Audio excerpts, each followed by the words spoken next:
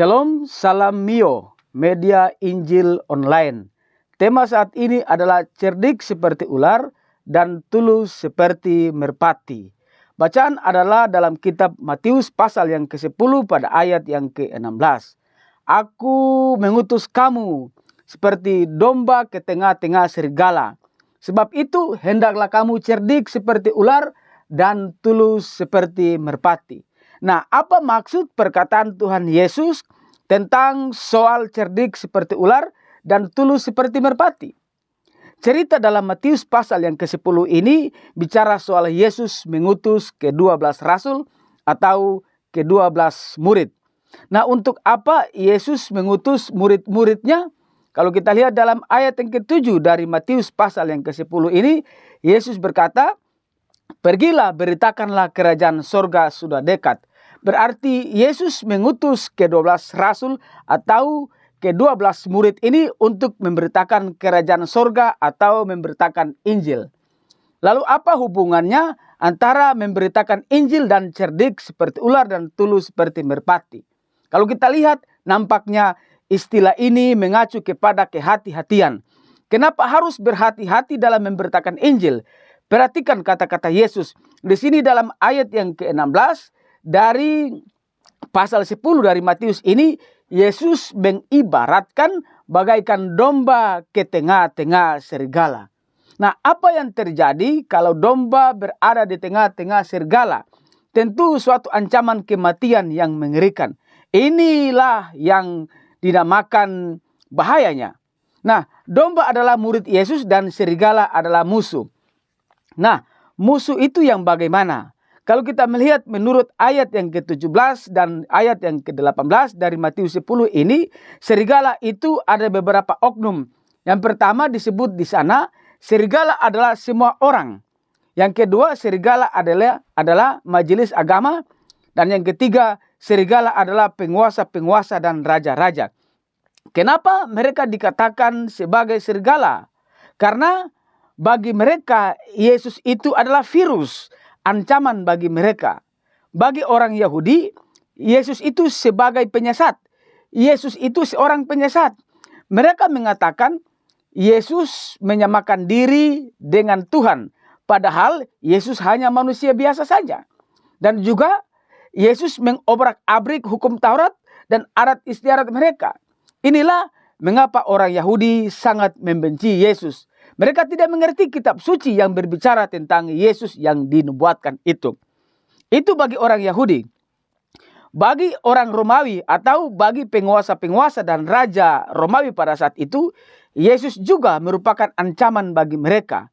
Saat Yesus lahir, berita tentang kelahiran Yesus ini sangat menghebohkan. Sehingga Herodes positive thinking.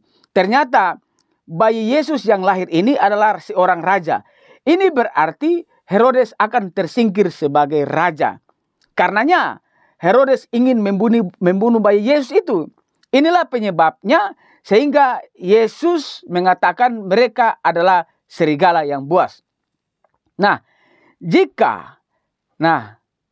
Jadi kalau Yesus mengutus muridnya untuk memberitakan kerajaan sorga atau Injil, itu sama saja domba di tengah serigala. Untuk itulah pesan Yesus harus cerdik seperti ular dan tulus seperti merpati. Nah, apa aplikasinya? Aplikasinya adalah bagaimana dengan orang Kristen sekarang? Apakah masih relevan antara peristiwa penginjilan di zaman Yesus dan era modern sekarang ini? Perhatikan, saat Yesus sebelum terangkat ke sorga, Yesus berpesan pada murid-murid atau rasulnya, yaitu yang kita kenal dengan pesan amanat agung yang terdapat dalam kitab Matius pasal yang ke-28 ayat yang ke-19 sampai pada ayat yang ke-20, yaitu menjadikan semua bangsa murid Yesus.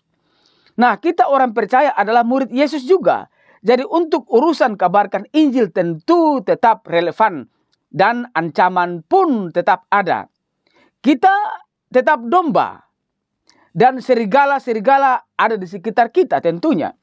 Baik pemerintah atau semua orang. Intinya orang yang tidak suka dengan kekristenan, mereka itulah serigala.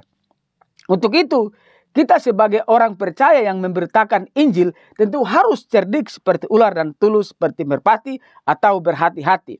Saat kita berada di mayoritas muslim mungkin kita harus pandai-pandai bergaul dengan mereka.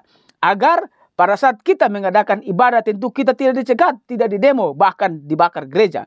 Dan saat kita berbuat baik kepada mereka, maka hidup kita memancarkan Injil Kristus kepada mereka.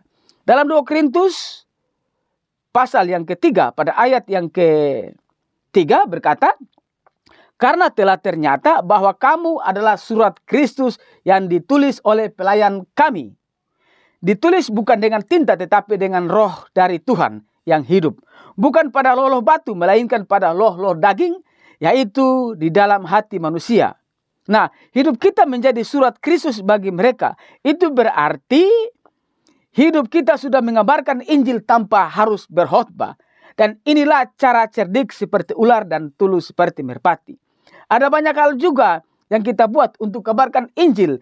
Tetapi harus cerdik seperti ular dan tulus seperti merpati. Agar supaya Injil tersebar di mana-mana dan kita sebagai pemberita firman juga aman. Semoga memberkati. Salam Mio, media Injil online. Shalom, Tuhan Yesus memberkati.